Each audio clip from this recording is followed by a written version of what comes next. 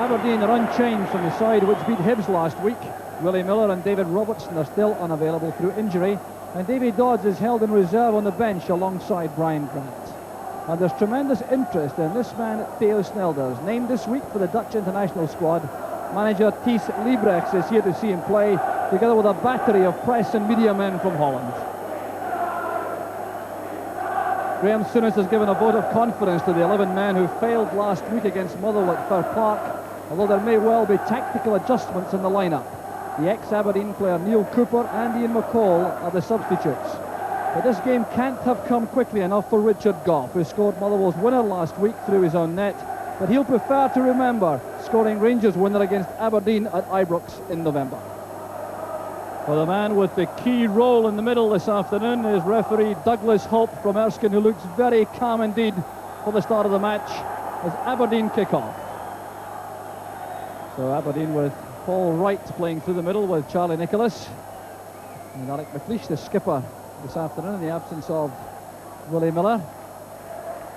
Here's Ian Ferguson making progress on the right for Rangers. The free kick's been given.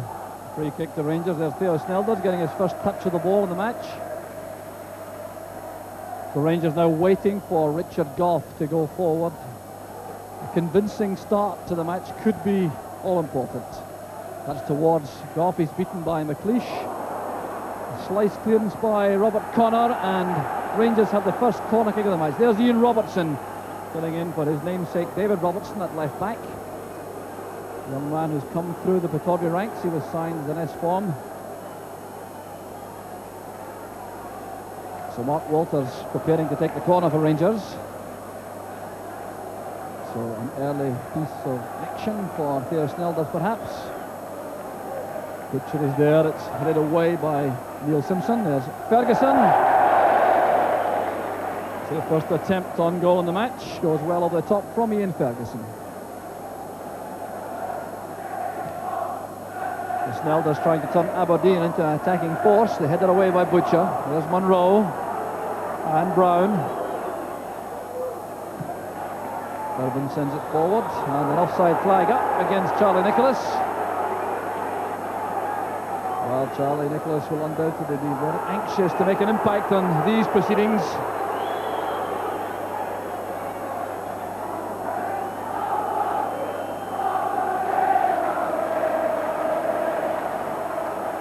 The free kick will be taken by Butcher.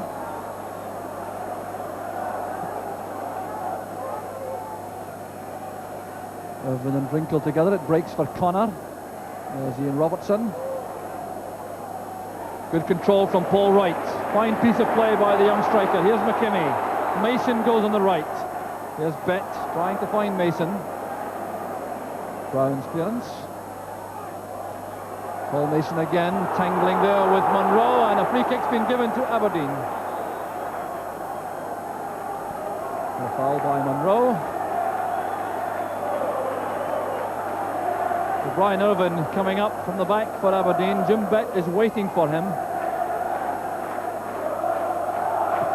There's Bett's free kick. Irvin comes to meet it. There's Connor, driven against Stevens for a corner kick. It's Aberdeen's first of the match. First time they've been seen on the attack virtually in the match. McLeish has come up with Irvin. There's McLeish.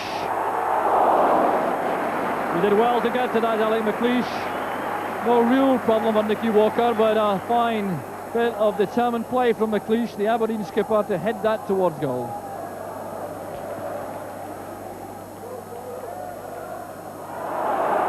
Irvin's header, handball by Derek Ferguson. No complaint from the Rangers midfield player. Referee Douglas Hope having a word with Kevin Drinkle and Brian Irvin. Here's Nicholas. Brought down heavily there by Gough, who acknowledges the foul. An apology offered to the referee instantly by Richard Gough. And a heavy tackle that on Charlie Nicholas. Well, he's been used to some tough treatment over the years. Here's Paul Mason. Nicholas trying to go past Gough. And the free kick this time goes to Rangers at the edge of the box. Referee indicating handball against Charlie Nicholas.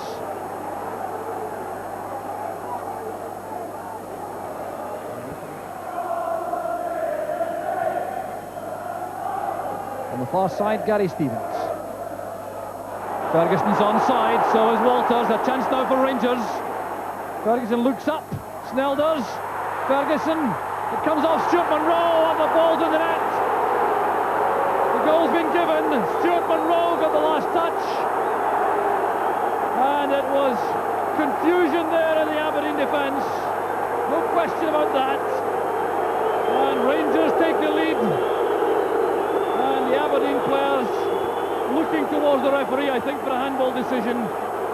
But the Aberdeen defence initially breached by that long ball, which found Ian Ferguson springing in the offside trap, racing forward, looking up. They played the ball across the 6-yard box. Snell did it full stretch. It broke out for Ferguson, who looked certain to score. The scramble clear, and eventually broke in off Stuart Monroe for his first goal of the season. Now McKimmie. Nicholas with a dummy, great play involving Nicholas and Wright. Magnificent play from Charlie Nicholas and from Paul Wright. So close to the equaliser. Just look at the initial dummy from Charlie Nicholas. Wright knew it was coming, laid the ball into the path of Nicholas, setting himself up for that left foot shot which goes past the top corner.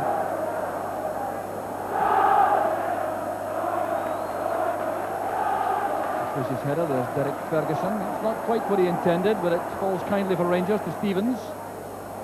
This is Drinkle. A slip from Walters, allowing Ian Robertson to win possession. Simpson, and the police will help it back to Snelders.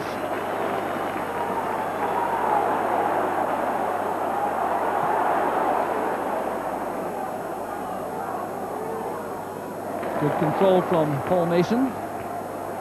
This is McLeish. It's Paul Wright who's made the run this time. Trying to go behind Goff. Puts her in trouble. There's Paul Wright. An opportunity there for Aberdeen, there's no doubt about that. Paul Wright trying to be perhaps a shade too clever, chipping that towards the top corner.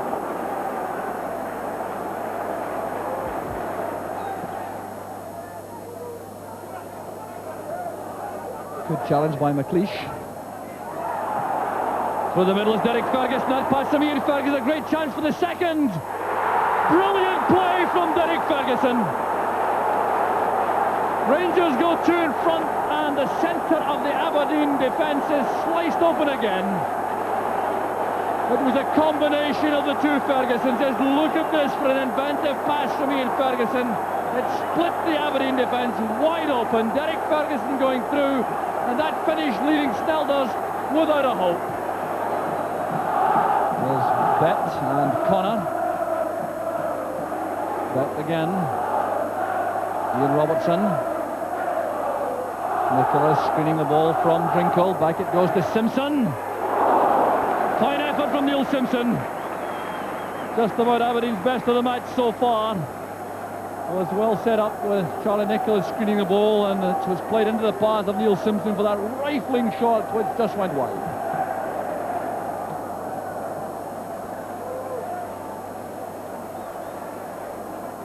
Ian Robertson battling hard for possession, but losing out to that brilliant piece of play by Walters. Simpson goes across to cover. Stevens provides a decoy. Came off the head of Irvin. Ball right to Nicholas. Oh, it's great play from the Aberdeen strikers. Paul Wright still has possession with Simpson on his left.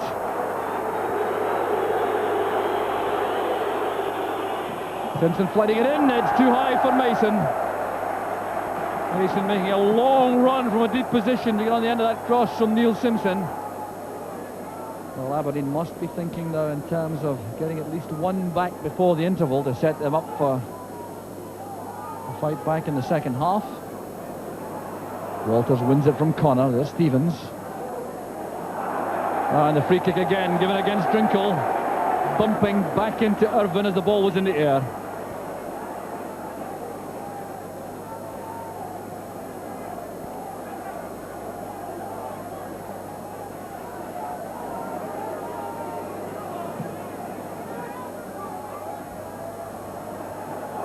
Spinning off the head of Butcher straight to Mason. McKimmie goes on the outside.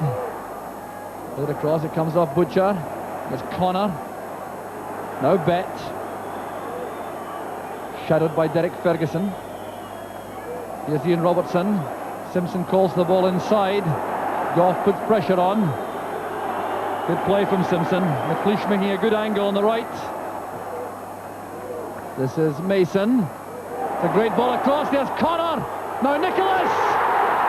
The ball was over the line. Aberdeen have pulled one back.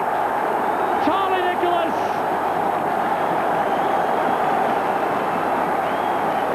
Aberdeen right back in the match with Charlie Nicholas getting his 12th goal of the season. Well, this was great play from Aberdeen again. It was Paul Mason going on the right, sending over a magnificent cross, finding Connor in space. He didn't head for goal, played it back into the middle. It was Nicholas, the power of the header was just reached it over the line. Gary Butcher getting up well. Stevens on his own to clear up. Ian Ferguson taken from the back by Irvin. And Ian Ferguson pushes Irvin to the ground. Now that was an act of sheer folly by the young Rangers striker. Ray Wilkins trying to control him. There'll be serious trouble now for Ferguson. No question that it was a hefty tackle from the back by Irvin. Ian Ferguson goes down, a clear foul, but look at this reaction as Ferguson gets up. A two-handed push of the chest on Irvin. The central defender goes down, and now Ian Ferguson is in big trouble with referee Douglas Hope. Will the card be yellow or red? It is yellow. And I have to say that in the laws of the land, I think Ian Ferguson's a very lucky young man. Ian Ferguson's header. Irvin will be forced to play the ball, I think. No, Monroe arrives a shade too late. The goal kick to Aberdeen. Stuart Monroe's done well in his unaccustomed role on the left side of midfield for Rangers. But there goes the half-time whistle, bringing to an end the first half full of interest and full of action. It was Rangers who drew first blood when Ian Ferguson sprung the offside trap, played it forward, then slanted across in which Snelders beat out to Derek Ferguson. The scramble ensued and Stuart Monroe put Rangers ahead. Then in 23 minutes, a fine pass from Ian Ferguson, a deadly finish from Derek Ferguson. Rangers were 2 ahead, but they were pulled right back into the match by Aberdeen when Charlie Nicholas took advantage of that headed pass from Robert Connor to nod home the goal, which makes the half-time score Aberdeen 1, Rangers 2.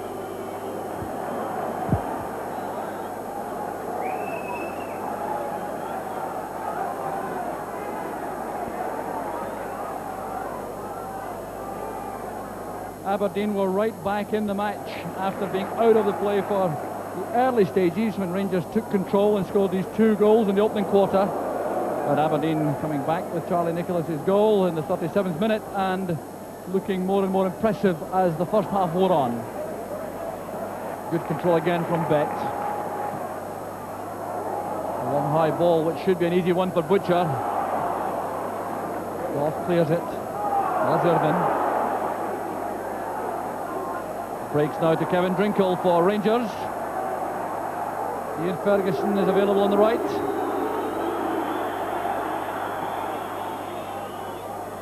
Gary Stevens has to stretch to win possession, doing well for Rangers. This is Ferguson. Well, a tame tackle that by Ian Robertson. That wasn't so tame though from Connor. Rangers throw. Walters calls for the ball.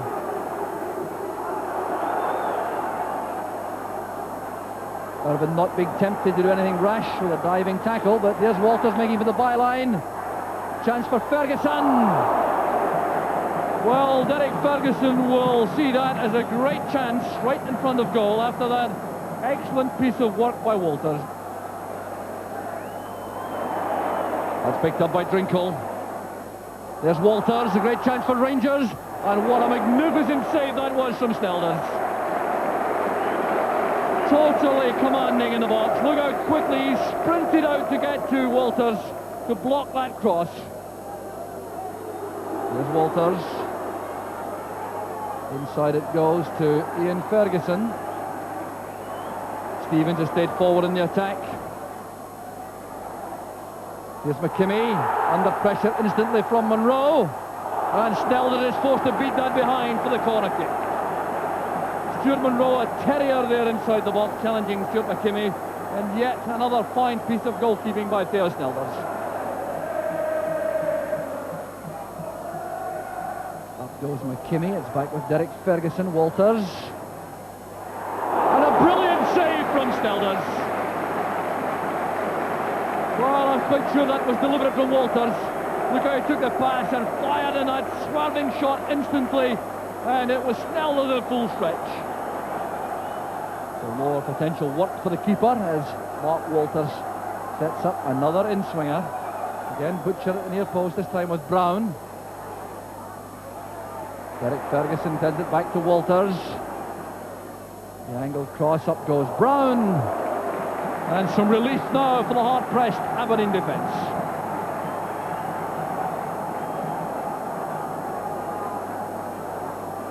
Butcher kneeing it on. Nicholas down for Simpson. Corner switching play well to the far side to McKimmie. Aberdeen now getting players forward. Here's Nicholas. Tripped there by Derek Ferguson. Another free kick to Aberdeen. He's had some tough treatment, Charlie Nicholas, this afternoon. It certainly indicates the respect with which he's now held.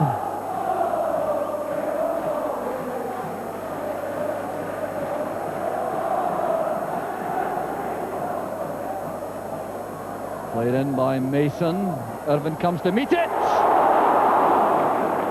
High lead that by Brian Irvin, and Davy Dodds almost deflected the ball on target.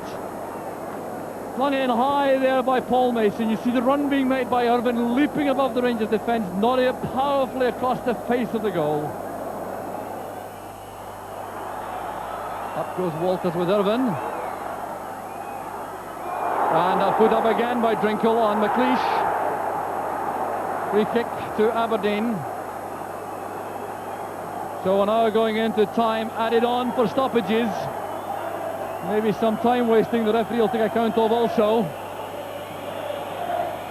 The whistling coming from the Rangers fans, hoping for that final whistle for what would be a vital win in the championship race.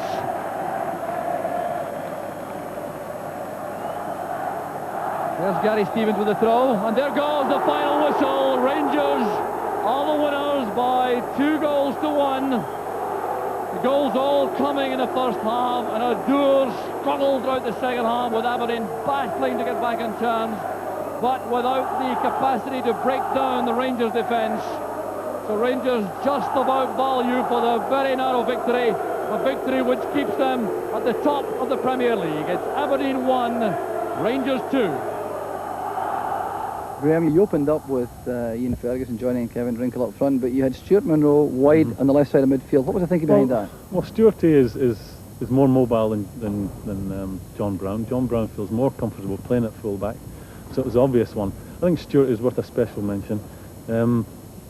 He's one of these people that is a pleasure to work with, never complains, a real club pro, and I hope that the Rangers supporters appreciate what a great player they've got in Stuart Monroe.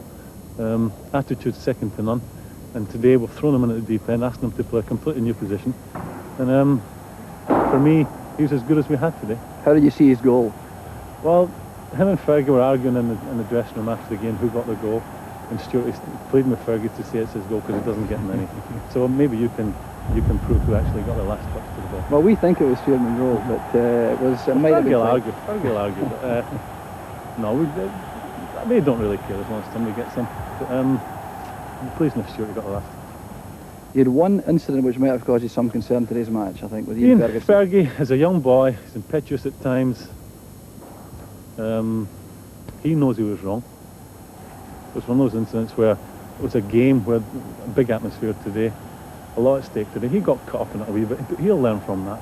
There was no malice intended, and it was a push, there was nothing, it was just a natural reaction from a young, aggressive footballer. And I think it's one of those incidents that he will learn from. He's certainly got his ear chewed off at the end of the game. He knows he was wrong. He's learning. But he did play a vital part in both goals. The second goal, particularly that pass for Derek Ferguson. Yeah, he's another player that supporters didn't take to right away, but I think he's worked so hard to endear himself to them, and I think now they're beginning to accept him for what he is. And for the next 10 years, he'll be a Rangers player, and in my book, will go from strength to strength, and a bright future for him. But he hopefully will learn from what he did today. Graham, congratulations today, many thanks. Thanks, Joe. Thank you.